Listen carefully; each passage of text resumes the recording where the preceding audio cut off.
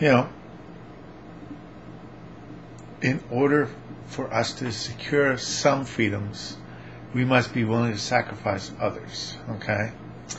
The freedom to be able to choose your health insurance policy without pre-existing conditions requires that you lose the freedom to go without insurance entirely. That's the choice. That's the choice. We can't have it both ways.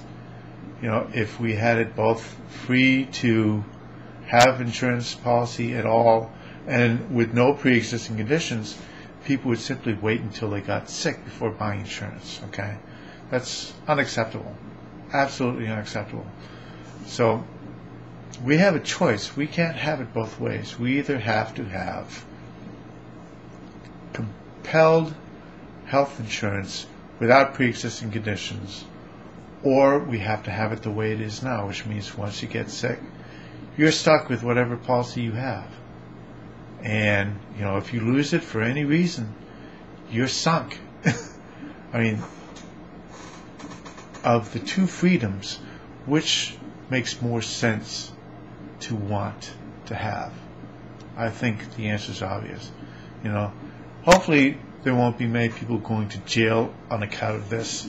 I think it's probably only going to be fines, maybe compelling them to maybe getting health insurance on their behalf, taking it out of their wages as if it was like a tax or something.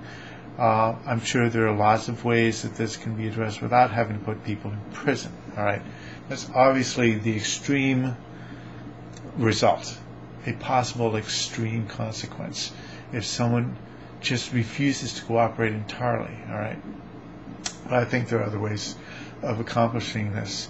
You know, there are people who go to jail because they fail to pay their taxes. You know, it's not like they're not giving multiple opportunities, okay? The tax evasion,